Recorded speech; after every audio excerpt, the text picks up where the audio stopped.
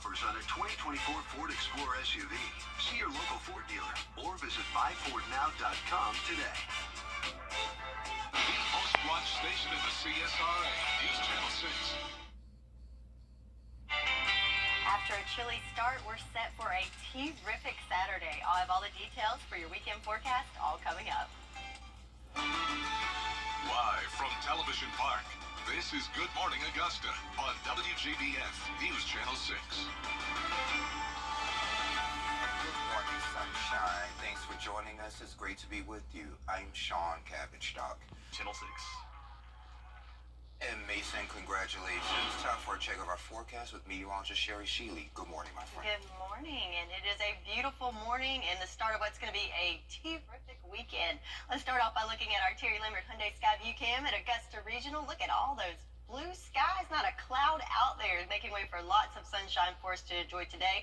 So you can see that same story on our satellite and radar, not even a cloud showing up. We've got the all clear, and that's pretty much going to be the case for the whole weekend. Temperature-wise, we started off on the chilly side, starting to warm up. It looks like we've got a few 30s still on the map in Saluda and McCormick.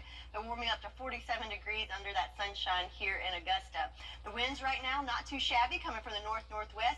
Looks like our top wind speed is 9 miles per hour, but overall that is pretty calm compared to some of our highest wind speeds over the last 24 hours, topping off at 25 miles per hour. So with that pressure gradient relaxing, we will get to see some great conditions today, including lighter winds and lots of sunshine. So we've got clear conditions throughout the day, warming up into the 50s around lunchtime and topping off in those mid-60s later on this afternoon. So a chilly start, but what's going to be a sunny weekend and a gradual warm-up before rain returns to the forecast next week. I'll have all the details for you coming up in your full forecast. Sean?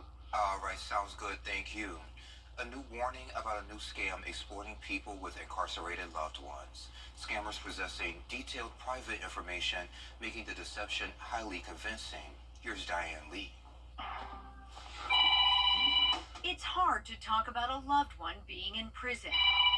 But when Kenneth Henninger got a call from scammers who fooled him into thinking his stepdaughter had qualified for an early release pilot program, he knew he had to warn others. They'd had me on the phone for 45 minutes, telling me how this thing is going to operate, how she has to do. She has to get a job. She has to report to the probation officer every day between 11 and 1, and so forth and so on.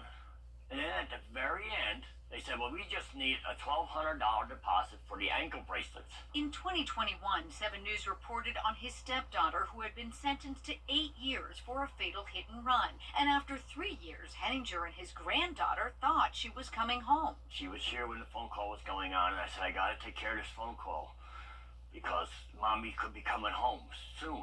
And what did she say? Oh, she was so happy and excited. So Henninger capped out his Zelle account, paying $1,000. But the scammer said he still owed $200 and had him download Cash App, asking for Bitcoin. I said, government agencies accept Bitcoins? And I think he said yes. I was like, no, then I hung up. I was like, no, this is not right. Something's wrong here. Brian Sterling, the director of the South Carolina Department of Corrections, wants to set the record straight. The pilot program is fake, and inmates will not be let out earlier than their release date. We are investigating. We believe this is being done by inmates at the Department of Corrections in South Carolina, targeting other inmates who are getting out within a year. So those inmates possibly have knowledge, and then they use that knowledge to make the scam successful. And this is just another example of the bad and the danger that contraband cell phones can lead to. Now they're targeting inmates' families for profit. Some of the information scammers have is public knowledge found on inmate search sites like this one. As for the victims, Henninger says the scammers knew all the information on his driver's license, something he says he has to submit for prison visitations and for the service used to send inmates money. Investigators say over the last few months, the scam has been growing, and so far 30 victims have come forward. As for how ankle monitor programs really work, Allison Avenger with the Department of Probation, Parole, and Pardon Services says they're only required for a fraction of released inmates. Are there actual fees associated with an ankle monitor? There are fees that are associated with it. It could be between $40 to $60 per week, depending on their type of supervision. The key is no payment is charged until the inmate is released. Come here, boy. Henninger quickly called his bank to get the Zelle charges successfully reversed, but the sting of the scam still runs deep, especially for his granddaughter. Very disappointed with tears in her eyes. That must have been heartbreaking. It was heartbreaking for me, and it still is. It makes me tear up just thinking about the situation that she's in. And that was Diane Lee reporting for us. An annual prayer gathering is happening at Perry Memorial Park in Aiken. The event is being put on by House of Provision, Family Shelter, and Transition Center Incorporated. It runs from 11 to 4, and the park is located on Abbeville Avenue Northeast. An important recall to tell you about before you do your next load of laundry. We have those details next. The News Channel 6 mobile app is now even better. Download it today. When you say Zaxby's, The Very Vera Show, Thursdays at 12:30 on News Channel 6. Nearly 9 million laundry pods are being recalled. A packaging defect can make them more accessible to young children. Those pods were made by Procter & Gamble under several brand names including Tide, Gain, Ace, and Ariel. They were sold nationwide between September and this February. We have the information on our website, WJBF.com. Well, enjoy this weekend because changes are on the way. Your full forecast coming up in 2 minutes. Your job counts. Bow time. Not all Caitlin Clarks are the same. Caitlin Clark, city planner. Just like not all internet providers are the same. Don't settle. Get real deal speed, reliability, and power with Xfinity. Shoots from here? That's kind of my thing. Get internet for $35 a month and ask how you can save 40% over T-Mobile in your first year. Momentum is next. News Channel 6 invites you to take your cooking to the next level. In the Kitchen with Miss Darlin. Check it out now at WJBF.com. After you've been injured, associates. We've successfully helped thousands of injured workers, and we're ready to help you right now.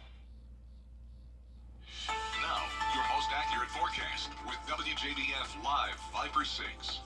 So we've got a beautiful day with blue skies and lots of sunshine to soak up, as we can see on our Terry Lambert Hyundai Skyview Cam.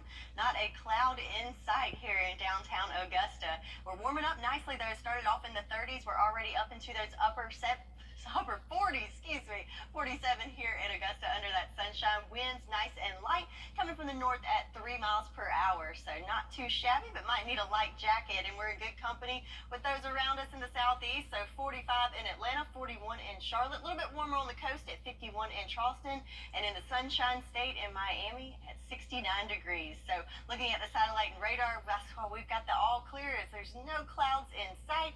After that passing cold front, we do have that colder air mass that's settled in, but we do have changes in the forecast coming up the middle of next week, as we're kind of sandwiched between two pressure systems right now. So some very active weather there in the Rockies, but again for us in the southeast, looking good throughout the weekend. Another thing that's looking good is our farmers forecast. No issues with drought there throughout the CSRA. We had sunrise time at 7:08 this morning, and we're looking at a sunset of 7:52 this afternoon. And you can put that umbrella away for a few more days, as we're going to be nice and dry throughout the weekend and the first part of the week. But again, towards the middle of the week, that's where that unsettled pattern moves in, and we'll start to see some changes. But for this weekend's futurecast, it looks great throughout the day. On Saturday, you might see a few wispy clouds later on this afternoon, but overall looking good with lots of sunshine. And then copy and paste that onto Sunday, looking good, nice and clear throughout the day on Sunday. But as we go into Monday, that's when that new system starts approaching from the west, and we'll start to see some clouds start to build in. So our increasing clouds on Monday, and that will continue into Tuesday before we'll really start to track some rain and possibly some storms that will be moving in starting on Wednesday to Thursday of next week. So that's something we're definitely going to keep an eye on. But for now, just focus on all the sunshine and the beautiful conditions for this weekend. We're going to warm up into those 60s for today. So a chilly start, but warming up nicely. And then we have another chilly morning for your Sunday, but warming on up into the 70s then. So looking good for our weekend. And not only are we talking about golf around here, but it's also opening weekend at SRP Park for our Augusta Augusta Green Jackets if you're heading out to the game. First pitch is at 6:05, looking good in the 60s with lots of sunshine, and that will continue throughout the 7 o'clock hour. And then once that sun goes down, it'll drop a little bit into the lower 60s, but still looking good with light winds and again lots of sunshine throughout the day. So our 10-day forecast looking great, lots of sunshine over the next couple of days. We warm into the 60s today, 70s tomorrow, and back to the 80s by Monday, which is about where we should be, so not too shabby. Well, I'm waiting for Mother Nature's car wash, so. Yes. Yes. Hold tight. It's coming. It's coming. All right. Thank you, Sherry. And we'll be right back. Transmart USA's 4-day Today. Domestic violence affects millions every year, but recognizing the signs can save lives. Isolation, manipulation, and controlling behavior are all red flags. Physical aggression is never acceptable. It's not just about the bruises, it's about the fear it instills. Psychological abuse can be just as harmful and leave scars that may never heal, affecting self-esteem and relationships long after the abuse ends. Break the silence and reach out for help. There's a community waiting to support you. Visit safehomestv.org for support and resources. Together, we can end domestic violence. When we're on the move, it's USA. Soon the moon is going to soak up the sun, pretty much all of it, over a wide swath of North America. Danny New has details on the unique way some folks are witnessing it. A little more. There it is. To take in the solar eclipse this Monday, many folks with sight will grab their protective glasses. And thanks to the team at Harvard University's Light Sound Project, hundreds of people who are blind will also have a device to help them absorb this rare astronomical wonder. Just because a person can't see doesn't mean they can't do astronomy. Astronomer Allison Barilla first had this idea before the eclipse in 2017. This ability to transform data into sound. She teamed up with her colleague, Wanda Diaz-Merced, who is a blind astronomer, to create a device that could use a light sensor to take in light and then convert that data into sound. Wanda she uses this for her research, and this is how she thinks about data. Well, after successfully using a prototype in 2017, Allison secured grant funding to improve the light sound device for this year's eclipse. Now, when it interprets the light from the eclipse, it will use various instruments to connote the different phases. For example, when the light is at its brightest, the device will play a flute. Because it's kind of a bright, airy instrument. Once the team got hundreds of requests for 2024, they hosted workshops all over the country to enlist volunteers to help them build enough devices. We were trying to build 750, but we actually ended up building 900. Now, light sound devices have been sent to libraries, museums, schools for the blind, and even individuals in their backyard, all ready to turn the sun into a symphony. I'm really happy and excited that we developed a tool that can give access to a group of people that I think is sometimes left out. And just to let you know, once the sky goes into darkness, the device will only play a light clicking sound so that the users can experience the eclipse as a community with those around them. And They say. And check this out. There's a swearing-in ceremony in West Hollywood, California today for the city's newest politician. And this one is for the dogs. Literally. Here's Winnie. Winnie will be sworn in as the pet mayor of WeHo. She'll actually be the second pup to serve the city. Winnie belongs to the current mayor who took office in January. He says his 9-year-old rescue dog would be much a part of city business as anyone else. And look at the little girl trying to interview Winnie. Hey, She cutie. has plenty to say. Let me tell you about the mayor. Well, this time of year, all roads lead here to Augusta. Well, that's not exactly true, but the Masters really put Augusta on the map. So if you're traveling, do you use one? Out there somewhere with George Escala. Tens of thousands descending on Augusta. It's worth the drive.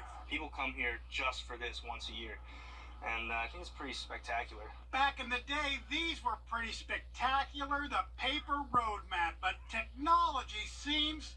At the stop sign, turn right. ...to have pushed it aside. No, I haven't used these ever. I used my GPS. GPS.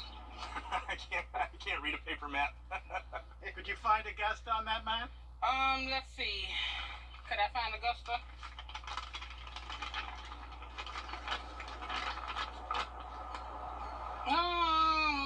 I don't see it. No. You better stick to GPS.